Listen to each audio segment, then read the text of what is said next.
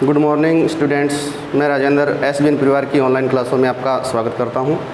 तो बच्चों, आज हम जीव विज्ञान 12वीं क्लास का जो तीसरा जो अपना पाठ है वो परागण, उसके बाद निषेचन और भ्रूण का विकास किस प्रकार से होता है इसका अध्ययन हम इस पाठ के अंदर करेंगे। तो आज इस लेसन के अंदर अपना सबसे पहला पॉइंट है परागण। ठीक है, ये परागण क्या है? तो परागण एक क्रिया है। तो हम परागण को अपने शब्दों में परिभाषित कैसे करेंगे? तो सबसे पहले लिखेंगे परागण क्या है। उत्तर क्या लिखेंगे कि पुष्प के पराग कोश से पराग कणों का पुष्प की वर्तिकाग्र पर जब स्थानांतरण होता है तो यह घटना परागण के नाम से जानी जाती है। एक बार वापस देखते हैं कि पराग कोश से पराग कणों का पुष्प की वर्तिकाग्र पर स्थानांतरण होना परागण कहलाता है। तो बच्चों, ये परागण की घटना दो प्रकार से होती है जिसको हम स्वपरागण और परपरागण के नाम से जानते हैं। तो आज हम सबसे पहले चर्चा करते हैं स्वपरागण का जो प्रकार है, स्वयुग्मन। ठीक है, तो सबसे पहले स्वपरागण क्या है, क्योंकि परागण की घटना दो तरह से संपन्न होती है जिसको हम स्वपरागण और परपरागण के नाम से जानते हैं। इस पर थोड़ा सा विचार करते हैं कि स्वपरागण क्या है। यानी जब परागण की क्रिया अपने आप बिना किसी माध्यम के संपन्न होती है तो वो स्वपरागण कहलाएगा। लेकिन हम इसको परिभाषित कैसे करते हैं? तो स्वपरागण की परिभाषा लिखेंगे। सबसे पहले स्वपरागण क्या है? ठीक है, पराग कोश से पराग कणों का पुष्प की वर्तिकाग्र पर जब अपने आप ही स्थानांतरण होता है तो यह घटना स्वपरागण के नाम से जानी जाती है। यानी इसमें किसी भी माध्यम की आवश्यकता नहीं होती, पराग कोश से पराग कणों का स्थानांतरण वर्तिकाग्र पर होता है उसके लिए। ठीक है, वापस रिपीट करते हैं। पराग कोश से पराग कण मुक्त होकर जब पुष्प की वर्तिकाग्र पर स्थानांतरित होते हैं तो उसे हम स्वपरागण कहते हैं। ठीक है, यानी किसी भी माध्यम के बिना ये घटना संपन्न हो रही है। तो स्वपरागण दो प्रकार का होता है, एक तो है स्वयुग्मन, दूसरा है सहजात पुष्पी परागण। ठीक है, अब स्वयुग्मन किस प्रकार से होता है, यहाँ एक अपना छोटा सा एक डायग्राम बना लेते हैं पहले, उसके बाद समझेंगे। स्वपरागण का जो प्रकार है स्वयुग्मन, वो किस तरह से संपन्न होता है उसके बारे में। ये जो जायांग का जो ऊपरी भाग है उसको हम वर्तिकाग्र कहते हैं। ठीक है, और यहाँ ये जो संरचना है वो पराग कोश है। तो पराग कोश से ये जो परागकण हैं वो अपने ही पुष्प की वर्तिकाग्र पर स्थानांतरित होते हैं, तो उसको हम स्वयुग्मन या ऑटोगमी के नाम से जानते हैं। वापस इसकी परिभाषा लिखेंगे कि जब पराग कोश से परागकण अपने ही पुष्प की वर्तिकाग्र पर स्थानांतरित होते हैं तो उसको हम स्वयुग्मन कहते हैं। ठीक है, कहने का मतलब स्वयुग्मन की घटना एक ही पुष्प के बीच संपन्न होती है। ठीक है, यानी परागण की घटना है वो स्वयुग्मन के कारण क्या एक ही पुष्प के बीच संपन्न होती है। यानी अपना ही परागकोश जब परागकणों को स्वतंत्र करेगा तो अपने ही पुष्प की वर्तिकाग्र पर वो परागकण क्या हो जाएंगे, स्थानांतरित हो जाएंगे, तो उसको हम स्वयुग्मन कहते हैं। ठीक है, उसके बाद दूसरा है सहजातीय परागण का। अब यहाँ स्वयुग्मन का एग्जाम्पल देखें तो मटर और वायोला जैसे पुष्पों के अंदर 100% है वो स्वयुग्मन की घटना ही होती है। दूसरा है सहजात पुष्पी परागण। तो सहजात पुष्पी परागण के अंदर क्या होता है, एक ही पौधे के अलग अलग पुष्पों के बीच यदि परागण की घटना संपन्न होती है तो उसे हम क्या कहते हैं, सहजात पुष्पी परागण कहते हैं। ठीक है, अब इसको भी हम चित्र के माध्यम से समझें। सहजात पुष्पी परागण क्या है, जैसे एक पादप बना लेते हैं अपने। अब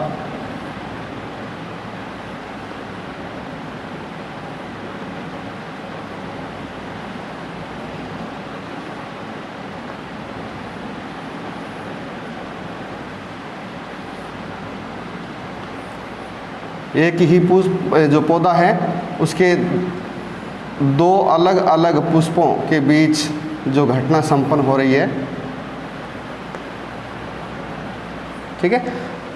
तो इस परागकोश से परागकणों का स्थानांतरण जब अपने ही पौधे के दूसरे पुष्प की वर्तिकाग्र पर होता है स्थानांतरण, तो उसको हम सहजात पुष्पी परागण कहते हैं। वापस इसकी परिभाषा क्या है कि जब एक ही पौधे के दो अलग अलग पुष्पों के बीच परागकणों का स्थानांतरण होता है तो उसको हम सहजात पुष्पी परागण कहते हैं। जैसे पौधा एक ही है, इस पुष्प के परागकण है वो अपने से नीचे वाले या दूसरी शाखा के पुष्प की वर्तिकाग्र पर स्थानांतरित होते हैं, तो यह घटना सहजातीय पुष्पी परागण के नाम से जानी जाती है। इस प्रकार की घटना मक्का और ककड़ी जैसे पौधों के पुष्पों में संपन्न होती है। ठीक है, ये तो था स्वपरागण का अपना प्रकार। अब आगे है स्वपरागण हेतु कौन से अनुकूलन पाए जाते हैं। अब यहाँ बात करते हैं अनुकूलन क्या है। ठीक है, वे अनुकूलन किसे कहते हैं। अब प्रत्येक जीव जिस वातावरण में अपने आप को जीवित बनाए रखने के लिए योग्य होता है, तो उस जीव में वातावरण को सहन करने के लिए कुछ विशेष गुण उत्पन्न हो जाते हैं। इन्हीं गुणों को हम अनुकूलन कहते हैं। संक्षिप्त में कहें अनुकूलन को तो क्या है कि जीव वातावरणीय विशेषताओं को ग्रहण कर लेता है, जिसके कारण वह उस वातावरण या परिवेश में अपने आप को जीवित बनाए रखता है। ऐसे विशेष गुणों को या लक्षणों को अनुकूलन कहते हैं। तो अपना ये जो स्वपरागण वाला बिंदु था, उसमें ये अनुकूलन शब्द इसलिए जोड़ा है कि स्वपरागण घटना जिन पादपों में पाई जाती है, उनके पुष्पों में क्या ऐसी विशेषताएं पाई जाती है कि वो केवल स्वपरागण करते हैं, पर परागण नहीं कर पाते। तो अनुकूलन में सबसे पहला अपना बिंदु है उभय लिंगता।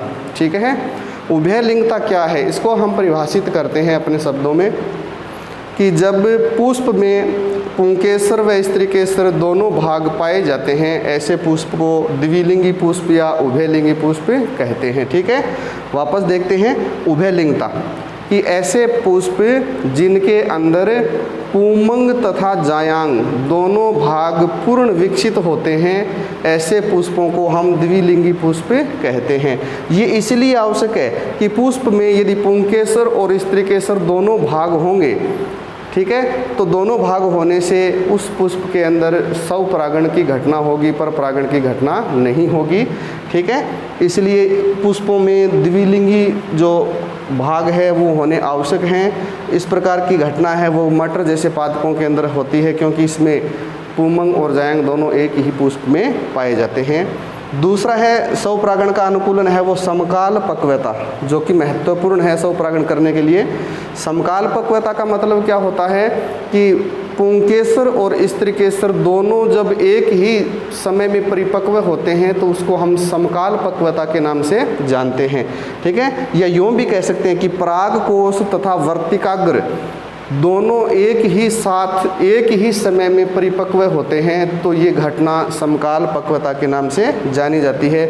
आवश्यक होता है ये स्वपरागण करने के लिए। क्यों होता है कि मान लेते हैं कि पुंकेसर जो भाग है, पुंकेसर का जो परागकोश भाग है वो पहले परिपक्व हो गया और वर्तिकाग्र है वो परिपक्व नहीं हुई। जैसे ही परागकोश स्फुटित होंगे, परागकण वर्तिकाग्र पर आएंगे, तो वर्तिकाग्र है वो परिपक्व नहीं होने से पराग नलिका का निर्माण, परागकण है वो पराग नलिका का निर्माण नहीं कर पाएंगे। या दूसरी देखें कि वर्तिकाग्र पहले परिपक्व हो गई और परागकोश परिपक्व नहीं है, जैसे ही परागकोश परिपक्व होगा उस समय वर्तिकाग्र निष्क्रिय हो जाएगी या झड़ जाएगी, तो ऐसे समय में है वो स्वपरागण नहीं होगा। इसलिए समकाल पक्वता का होना पुष्प के लिए महत्वपूर्ण है, क्योंकि दोनों जो भाग हैं, जनन अंग हैं पुंकेसर और स्त्रीकेसर, यदि एक साथ एक ही समय में परिपक्व नहीं होंगे तो स्वपरागण की घटना नहीं होगी। इसलिए स्वपरागण करने वाले पादपों में ये भी समकाल पक्वता की भी विशेषता पाई जाती है। सदाबहार जैसे पादपों में यह गुण अत्यधिक पाया जाता है। उसके बाद स्वपरागण का जो तीसरा अपना जो अनुकूलन है वो है अनूनमिल्यता। ठीक है, अब यहाँ परिभाषा लिखेंगे अनूनमिल्यता क्या है कि स्वपरागण करने वाले ऐसे पुष्प जो कभी खिलते नहीं हैं, अपनी भाषा में हम कहते हैं खिलना पुष्प का, यानी पूर्ण विकसित पुष्प होने के बाद उसकी पंखुड़ियाँ खिल जाती है। तो अनूनमिल्यता की परिभाषा वहीं से लिखेंगे कि ऐसे पुष्प जो कभी खिलते नहीं हैं या फूलते नहीं हैं, ऐसे पुष्पों को अनूनमिल्य पुष्प कहते हैं और परागण की यह घटना अनूनमिल्य परागण कहलाती है। मान लो इसमें जैसे ये भाग वापस बनाए अपने पुष्प का,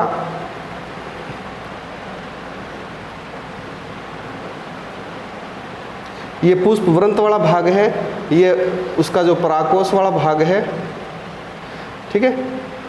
यानी कहने का मतलब जो ये दल होते हैं, ये जो दल होते हैं दोनों ओर के दल है वो पुष्प को क्या है ढक लेते हैं, पुष्प के जनन अंगों को ढक लेते हैं। यानी परागकोश और वर्तिकाग्र है वो आवर्त होते हैं पंखुड़ियों से या दलों से। और दूसरी बात, वर्तिकाग्र और परागकोश दोनों भी क्या होते हैं, इनमें पास पास होते हैं। परागकोश सफुटित होगा तो जो परागकण है वर्तिकाग्र प्राय आ जाएंगे। तो अनूनमिल्यता के कारण 100% है वो कौन सी घटना होगी, स्वपरागण की घटना ही होगी। ऐसी घटना वायोला और कनकोआ जैसे पादपों में पाई जाती है। उसके बाद अनूनमिल्यता से ही एक शब्द बना है उन्मील पुष्प, ठीक है ना। अनूनमिल्यता का मतलब क्या था कि पुष्प जनन क्षमता करने में सक्षम है, जनन अंग भी विकसित हैं, लेकिन पुष्प खिलते नहीं हैं, खुलते नहीं हैं, पुष्प बंद रहते हैं, उसको हम अनूनमिल्यता कहते हैं।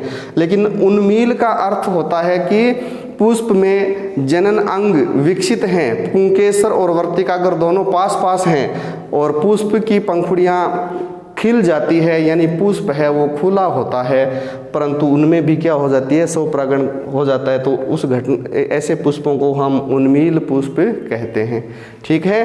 तो ये अपना जो स्वपरागण का जो प्रकार और स्वपरागण के अनुकूलन थे उसका अध्ययन किया था। अब अपने चलते हैं पर परागण के बारे में, ठीक है। तो पर परागण क्या है, इससे पहले अपने चर्चा करते हैं स्वपरागण की। भी स्वपरागण के अंदर परागकणों का स्थानांतरण पुष्प की वर्तिकाग्र पर जब होता है तो उसके लिए किसी माध्यम की आवश्यकता नहीं पड़ती। लेकिन पर परागण के अंदर क्या है, परागकणों का स्थानांतरण पुष्प की वर्तिकाग्र पर होता है, उस समय किसी न किसी माध्यम के कारण ही परागकण वर्तिकाग्र पर स्थानांतरित होंगे, इसलिए इसको हम पर परागण के नाम से जानते हैं। हम पर परागण की परिभाषा क्या लिखेंगे कि परागकोश से परागकणों का पुष्प की वर्तिकाग्र पर जब स्थानांतरण होता है तो वह स्थानांतरण किसी माध्यम द्वारा ही होता है, तो उसे हम पर परागण के नाम से जानते हैं, ठीक है। अब पर परागण के अंदर जैविक और अजैविक दोनों घटक काम करते हैं, यानी पर परागण की घटना जैविक और अजैविक दोनों पदार्थों द्वारा या दोनों कारकों द्वारा होती है। जैविक कारक कौन से होते हैं, जैसे कीट परागण हो रहा है, चमगादड़ द्वारा परागण क्रिया हो रही है, इसका मतलब ये जैविक कारक भाग लेते हैं। और अजैविक का मतलब जैसे वायु परागण हो रहा है, जल परागण हो रहा है, तो ये है वो अजैविक कारक होते हैं, ठीक है। तो हमने पर परागण की परिभाषा है वो समझ ली कि भी परागण की घटना किसी माध्यम द्वारा संपन्न होती है तो उसको हम पर परागण के नाम से जानते हैं। अब जैसे स्वपरागण के अंदर अनुकूलन थे वैसे ही पर परागण के अनुकूलन भी होंगे, यानी पर परागण जिन पादपों में होती है घटना, उन पादपों में भी कौन सी ऐसी विशेषताएं आती है या आ जाती है कि वो केवल और केवल क्या करते हैं, पर परागण करते हैं, स्वपरागण नहीं कर पाते। तो उसके अनुकूलनों में पढ़ेंगे हम। सबसे पहले है एक लिंगता। जैसे स्वपरागण के अंदर क्या था, उभय लिंगता, ठीक है ना।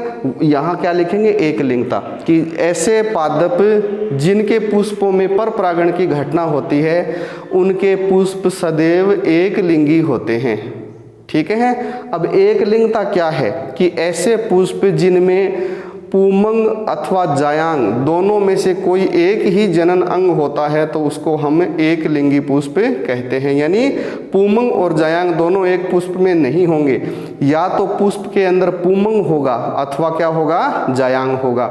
और जिस पुष्प के अंदर पुमंग होता है उसको हम नर पुष्प कहते हैं, जिस पुष्प के अंदर जायांग होता है उसको हम मादा पुष्प कहते हैं। तो पुष्प के अंदर दोनों जनन अंगों में से एक ही जनन अंग होगा तो पुष्प को परागित होने के लिए दूसरे पुष्प के परागकणों की आवश्यकता पड़ेगी, और दूसरे परागकण है वो जैविक अथवा अजैविक कारक के माध्यम से ही आएंगे। इसलिए पर परागण करने वाले पादपों के अंदर एक लिंगता का होना अत्यंत आवश्यक है। यदि पुष्प द्विलिंगी होंगे तो पर परागण की घटना नहीं कहलाएगी, वो स्वपरागण की घटना फिर मानी जाएगी। तो पपीता और खजूर जैसे पौधे हैं उनके पुष्प एक लिंगी होते हैं, ठीक है ना। पपीता है उस पौधे को हम द्विलिंगाश्री बोलेंगे, क्योंकि पपीते के अंदर कुछ पुष्प हैं वो मादा पुष्प होते हैं और कुछ पुष्प हैं वो नर पुष्प होते हैं। वो पादप तो द्विलिंगाश्री है क्योंकि उसने मतलब नर पुष्प और मादा पुष्प दोनों को उसने धारण किया है, इसलिए द्विलिंगाश्री होगा, ठीक है। तो पपीते के अंदर कभी भी द्विलिंगी पुष्प नहीं लगते, पपीते के अंदर पुष्प हैं वो नर अथवा मादा पुष्प प्रकार के ही लगते हैं। और दूसरा है वो खजूर का है। दूसरा अपना अनुकूलन है भिन्न काल पक्वता। यहाँ हमने पढ़ा था इसमें स्वपरागण में समकाल पक्वता, तो पर प्रागण में दूसरा जो अनुकूलन है वो भिन्न काल पक्वता का है। भिन्न काल पक्वता का मतलब वर्तिकाग्र तथा पराग कोष दोनों का परिपक्वन अलग अलग समय में होता है, यानी ये कभी भी एक साथ विकसित नहीं होते। या तो वर्तिकाग्र पहले विकसित होती है या फिर पराग कोष पहले विकसित होता है, दोनों का परिपक्वन काल समान नहीं होता, इसलिए उसको भिन्न काल पक्वता कहते हैं। परिभाषा क्या लिखेंगे कि ऐसे पुष्प जिनमें पराग कोष तथा वर्तिकाग्र दोनों अलग अलग समय पर परिपक्व होते हैं, तो यह स्थिति भिन्न काल पक्वता के नाम से जानी जाती है। भिन्न काल पक्वता दो प्रकार की होती है, जिसे हम पुंपूर्वता और स्त्री पूर्वता के नाम से जानते हैं। पुंपूर्वता क्या है कि जब पुष्प में जो पराग कोष है वो पहले परिपक्व हो जाता है और वर्तिकाग्र वाला भाग है वो बाद में परिपक्व होता है, तो उसको हमें पुंपूर्वता कहते हैं।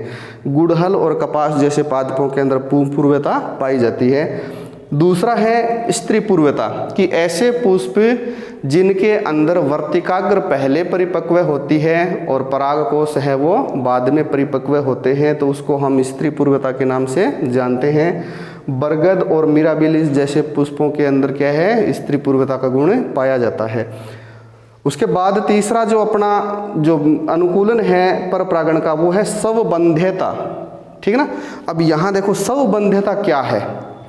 स्वबंध्यता का मतलब क्या है? बंध्य का मतलब जनन क्रिया नहीं कर सकते, उसको हम क्या कहते हैं, एक तरह से बंध्य कहते हैं। लेकिन यहाँ स्वबंध्यता का मतलब क्या होता है कि पुष्प के अंदर पुष्प मतलब द्विलिंगी पुष्प है और उस पुष्प के अंदर पुंकेसर भी जनन क्रिया करने में सक्षम होता है और स्त्रीकेसर भी जनन क्रिया करने में सक्षम होता है, लेकिन वह पुष्प क्या करता है, अपने ही परागकण जैसे ही वर्तिकाग्र प्राप्त हैं तो वह अपने ही परागकणों को अंकुरित नहीं होने देता। यदि अंकुरित हो जाते हैं परागकण, परागनलिका बन जाती है, तो वर्तिका है वो पराग नलिका को बीजांड तक जाने नहीं देती, यानी निषेचन की घटना को रोक देती है। इसे हम स्वबंध्यता के नाम से जानते हैं, ठीक है।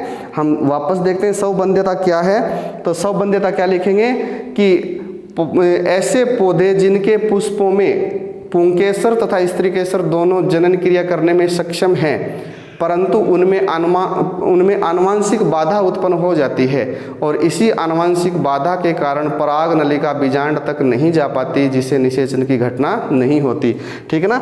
यानी परागकण है वो वर्तिकाग्र पर आएंगे, वर्तिकाग्र परागकणों को अंकुरित नहीं होने देगी। यदि परागकण अंकुरित भी हो गए तो जो वर्तिका वाला भाग है वो ठोस बन जाता है, यानी उसके अंदर के आनुवांशिक बाधा उत्पन्न हो जाती है और ठोस बन जाता है, तो पराग नलिका है वो दो नर युग्मकों को लेकर बीजांड तक नहीं जा पाएगी। ऐसी स्थिति में निषेचन की घटना नहीं होगी।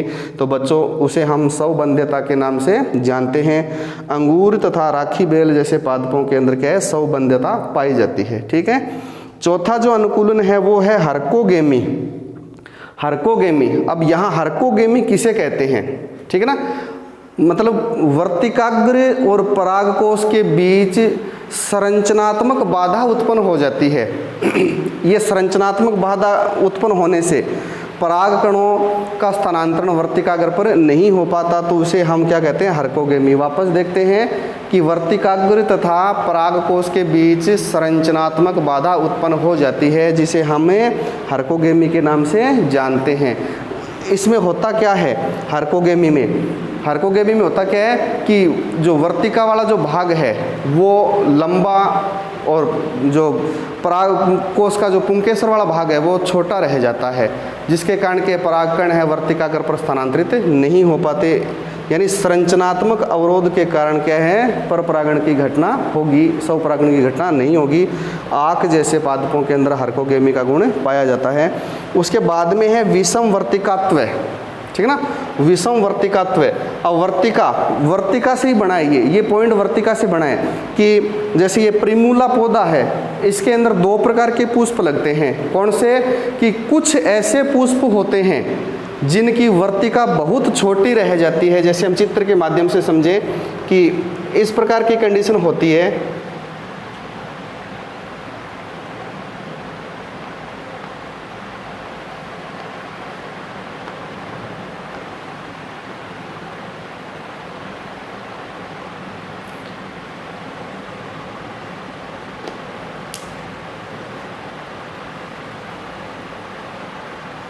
इस प्रकार की विशेषता, जो ये वर्तिका भाग है, वर्तिका वाला, ठीक है ना, कि जो वर्तिका वाला भाग है वो बहुत छोटा रह जाता है और जो पुंकेसर वाला जो भाग है वो बहुत लंबा हो जाता है, जिसके कारण पराग को सफुटित होंगे तो परागकण है वर्तिकाग्र पर नहीं आएंगे। दूसरी कंडीशन ये बन जाती है कि वर्तिका बहुत लंबी रह जाती है और पुंकेसर वाला भाग है उसकी अपेक्षा बहुत ही छोटा रह जाता है। दोनों कंडीशनों के अंदर क्या होता है कि परपरागण की घटना होगी, स्वपरागण की घटना नहीं होगी, क्योंकि नाम से ही पता चल रहा है विषम वर्तिकात्व, यानी वर्तिका या तो बहुत लंबी हो जाती है जिससे पुंकेसर भाग छोटा रह जाता है, या वर्तिका बहुत अधिक छोटी रह जाती है और पुंकेसर वाला भाग बहुत अधिक लंबा बन जाता है। तो दोनों कंडीशनों के अंदर क्या है, उनमें परपरागण की घटना होती है। तो ये प्रिमूला जैसे पादपों के अंदर क्या है, इस प्रकार की विशेषता पाई जाती है। बच्चों, आज हमने जो परपरागण और स्वपरागण हैं उनके बारे में पढ़ा था। परपरागण, यहाँ एक विशेष बात यह है कि परागण, ठीक है ना, परागण क्या है इसकी परिभाषा हमने दे दी कि परागण एक प्रक्रिया है और इससे होता क्या है, परागकणों का स्थानांतरण पुष्प की वर्तिकाग्र पर होता है। इसके प्रकार पढ़े हमने स्वपरागण और परपरागण, ठीक है। स्वपरागण का मतलब परागकणों का स्थानांतरण पुष्प की वर्तिकाग्र पर बिना किसी माध्यम के होता है, अपने आप होता है, स्वपरागण होगा। परपरागण का मतलब क्या है, परागकणों का स्थानांतरण पुष्प की वर्तिकाग्र पर किसी माध्यम से होगा, उसे हम परपरागण कहते हैं। परपरागण के दो प्रकार थे, स्वयुग्मन और सहजातीय पुष्पी परागण। स्वयुग्मन में क्या था, स्वयुग्मन में ये था कि एक ही पुष्प के परागकोश और वर्तिकाग्र के बीच परागण की घटना संपन्न होती है, यानी अपना ही परागकोश है वो सफुटित होकर अपने परागकणों को उसी पुष्प की वर्तिकाग्र पर छोड़ देता है, तो उसे स्वयुग्मन कहते हैं। और सहजातीय पुष्पी परागण का मतलब क्या है, एक ही पौधे के दो अलग अलग पुष्पों के बीच जब परागण की घटना संपन्न होती है तो उसे हम सहजातीय पुष्पी परागण कहते हैं। ये उसके बाद उनमें स्वपरागण की घटना को करने के लिए पुष्प में कैसे विशेष गुण आ जाते हैं, कैसी विशेषताएं आ जाती है, ऐसी विशेष विशेषताओं को हमने लिखा है। उभयलिंगता, समकालपक्वता और अनुन्मील्यता, ये इनके अंदर के अनुकूलन है। ऐसे परपरागण के अनुकूलन के अंदर एक लिंगता, भिन्नकालपक्वता, स्वबंध्यता, हर्कोगेमी और विषम वर्तिकात्व था। इनके बारे में आपको परिभाषित भी कर दिया और उदाहरण भी आपको बता दिए किस प्रकार से होता है। आज के वीडियो में हम इतना ही अध्ययन करेंगे, आगे का अध्ययन हम आगे वाले वीडियो में करेंगे। तब तक के लिए धन्यवाद।